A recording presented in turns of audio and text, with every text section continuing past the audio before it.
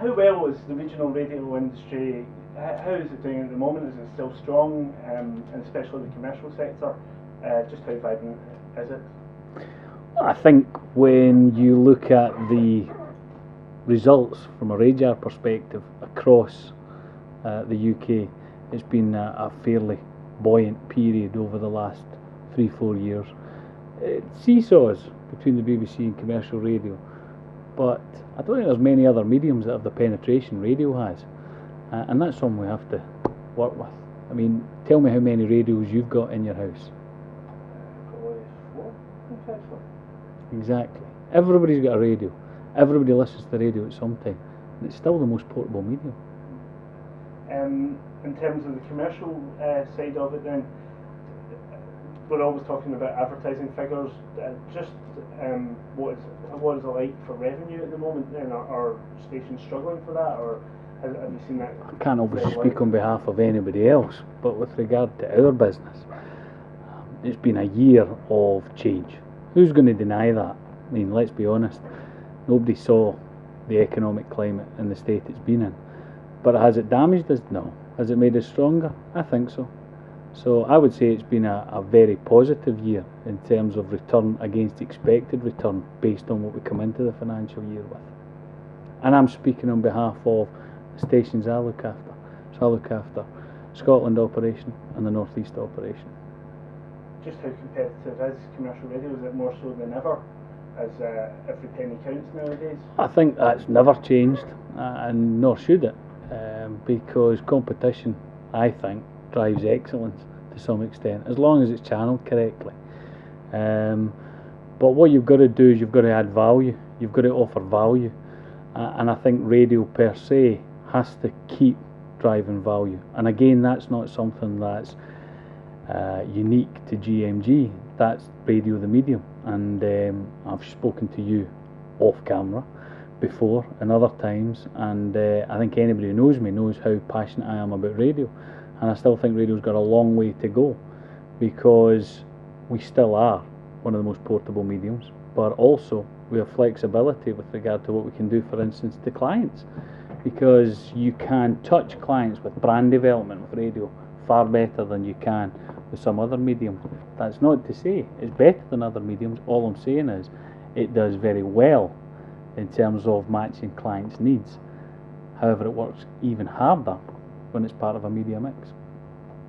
Have you brought in any new developments in recent times? I don't think you can deny that the digital proposition that's been developed in radio again per se, and we're at the forefront of that within GMG, have not enhanced the opportunity for a client. Because now what you've got with radio is you've got the visual element, because you can go online, you can actually review. So when you've got that immediacy and that impact that comes from a radio commercial, for instance, you can follow that up and you can substantiate it with the online presence. So I think it's a very exciting time. And again, it goes back to that media mix element, where you actually work with other mediums. How has the operation changed then to incorporate digital? It hasn't changed, it's just evolved. I don't think you have to have a sea change. I think what you have to do is understand and respect and develop. But it's about embracing the best of what was with the best of what can be. It's not all about what can be, and it's not all about what was. You've got to strike a balance. The key word in life is balance, and in business it's no different. In terms of, there's going to be a lot of talk in terms of BBC licence fee and how that, whether commercial broadcasters have a real disadvantage against the BBC. There's always been that struggle for commercial radios to compete with BBC Radio. Do you feel it's fair that you guys still have to compete with public money, so to speak? Well, there's no other country in the world as an operation like the BBC, so it is unique. And is it a challenge? Of course it is, considering that as a taxpayer I'm paying for something that is effectively advertising against something that earns my livelihood. But it's not really something I really need to get into, what the BBC do and how they operate. As far as I'm concerned, it's what we do that counts. But it is a unique scenario, and even if you take other sectors or spheres of business, where have you got a government or a public funded operation working against the private sector as quickly and as aggressively as they do. Well, there's talk at the moment, a lot of criticism about the amount of self-promotion BBC's done with Chris Evans for his new radio morning breakfast programme. Do you think that's fair that you have to compete again when public money's been spent by to go to the BBC to promote its own presenters? I mean, how do you go up against something Chris, like that? Chris who? Chris, I don't know who you're talking about. Chris, I've never heard of him. Too busy listening to your own breakfast show. Exactly.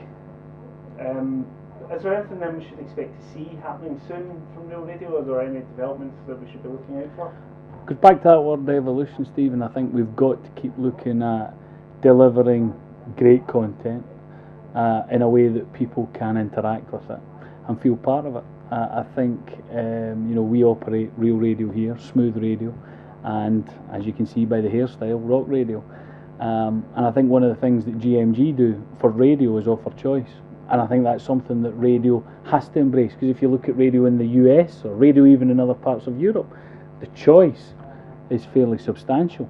I'm not criticising the choice here, but within GMG we get the opportunity to develop content, to develop choice, hence brands like Rock coming on board, Smooth, targeting slightly older demographic, but giving them something that links to their lifestyle. And I think that's very important as well. So when you say development, we'll continually develop, but if you look at what we as a radio operation have achieved in the last 8 years in Scotland, it's been incredible. We've gone from a licence that was underperforming to a licence that delivered the #1 UK regional station, Scotland's #1 commercial station, and off the back of that launched Smooth Radio and Rock Radio, and the first ever centre to operate 3 FM licences once regulation was relaxed.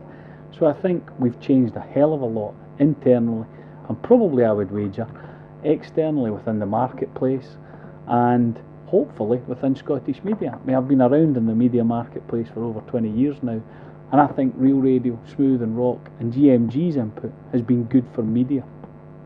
And obviously your role was not so recently now extended. Is there anything you're noticing different between Scotland and the north of England? Is it very similar industries? Are there any differences? I think if you to take two areas within the UK, i.e. the central belt of Scotland and the northeast of England, the similarities are fairly obvious in terms of the attitude, the psyche, the culture, the history, the tradition. So there's a lot of synergy, but there are unique elements. However, I've got to say I'm revelling in the opportunity to work with both centres, and it's fantastic fun. Is there anything you think we should expect generally within the radio industry in the next few months? Is there any trends you think we should be watching out for? I don't know if there's so much trends, but I think when you look at what's happened over the last 3-4 years with consolidation, I'm not about to say that that's going to happen, but there's been a lot of change again within radio. I spoke about the change within GMG. There's been an enormous change within radio. So radio is always developing, and it's always looking at ways, with Digital Britain, for instance, and the digital growth and opportunities that exist from 2015 onwards. That's going to shape our future. Just before the turn of the year, GMG launched in Scotland a job portal. Is that something that you plan to look at to take down south then? I think everything's up for debate. All we do is we look at developing our properties, developing our platforms, developing the proposition and experience for listener and advertiser, and that's part of it. Whether or not it manifests itself in other stations remains to be seen. It's very much a project at this moment in time.